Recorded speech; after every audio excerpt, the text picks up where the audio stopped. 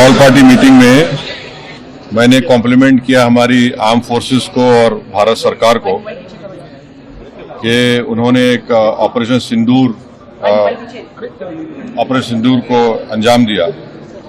मैंने अपनी बात में ये कहा कि एक इंटरनेशनल कैंपेन हमको चलाना चाहिए टीआरएफ के खिलाफ, और ख़ास तौर से सिक्योरिटी काउंसिल इसको डेजिग्नेट करे और हमको यूनाइटेड स्टेट्स ऑफ अमेरिका को ये बताना है कि वो अपने ही मुल्क में इसको फॉरेन टेररिस्ट ऑर्गेनाइजेशन डेजिग्नेट करे।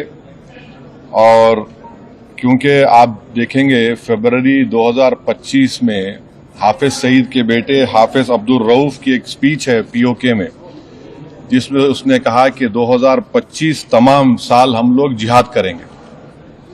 तो ये जिहाद का नाम लेकर, ये भारत में गलत नाम लेकर कत्ल करना चाहते हैं, आतंक फैलाना चाहते हैं। तो यूएस को हम रिक्वेस्ट करें, उनको लॉबी करें कि ये टीआरएफ को एक फॉरेन टेररिस्ट ऑर्गेनाइजेशन बनाए, पाकिस्तान को एफएटीएफ के ग्रे लिस्ट में डाला जाए। यूनाइटेड किंगडम से हमने ट्रेड डील किया है, अब क्या क्या बहुत सी चीजें कम हो जाएंगी, टैरिफ कम होगा। तो हम यूके गवर्नमेंट से कहें कि वो भी टीआरएफ को बैन करें और यूके ट्रेजरी पाकिस्तान को सैंक्शन करे। यूनाइटेड स्टेट्स से हम ट्रेड डील करने जा रहे हैं और यूएस प्रेसिडेंट ने कहा कि 0 टैरिफ होगा एग्रीकल्चर पर। तो ये मोर द रीजन है कि हम यूएस भी इसको कबूल करे। अब कश्मीर में गवर्नमेंट को के पास एक बहुत सुनहरा मौका है, तारीखी मौका है कि वो यकीनन पाकिस्तान को कन्फ्रंट करें, मगर कश्मीरियों को अडॉप्ट करें। आप कश्मीरियों को खरीब करें।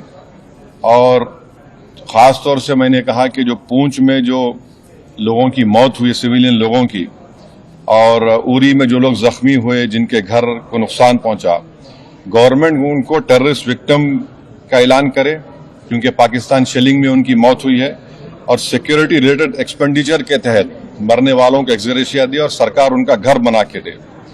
और मैंने कहा कि साउथ कश्मीर में गवर्नमेंट को बहुत एहतियात से काम करने की जरूरत है, वहां के यूथ को हमको खरीब करना है।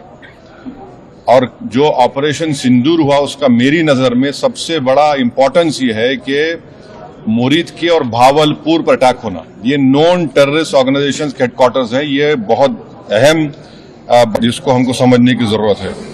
मिलिट्री स्ट्रेटेजी वाइज आप देखेंगे अब हमारे देश के लिए 2 फ्रंट पे हॉस्टिलिटी होगी, LAC और LOC पर। इसलिए कि जब 16 में उरी हुआ, 2019 में हम बालाकोट किए, आज हमारी 50,000 फौज गलवान और पे बैठी हुई है। तो ये 2 फ्रंट हॉस्टिलिटी को हमको देखने की जरूरत है। चाइना से हम इतना एक्सपोर्ट कर रहे हैं, इंपोर्ट से ज्यादा एक्सपोर्ट, चाइना से इतना इंपोर्ट कर रहे हैं, एक्सपोर्ट से ज्यादा हो रहा है। तो हम चाइना पर भी इम्प्रेस करें कि वो पाकिस्तान को, टीआरएफ को, जितने टेररिस्ट वांटेड हैं इंडिया, उसको हवाले करें।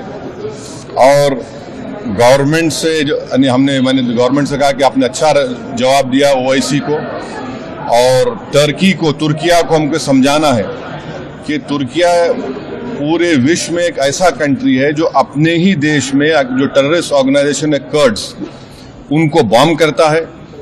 इराक में जब तक उनसे डील नहीं हुई वहां बॉम्ब करता था, अब सीरिया में भी बॉम्ब करता है वो। तो तुर्किया को समझाने की जरूरत है कि जब आप कर्ड्स के ऊपर जो टेररिस्ट ऑर्गेनाइजेशन है उनको आप एक्शन ले सकते, तो भारत पे क्यों वो सवाल उठा रहे हैं।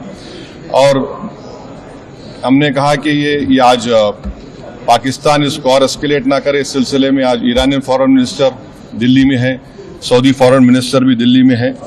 और जो देश में मैंने कहा कि जो एक यूफोरिया है, इसको सरकार को देश को और मुत्तहिद करने के लिए और देश को ताकतवर बनाने के लिए इस्तेमाल करना पड़ेगा।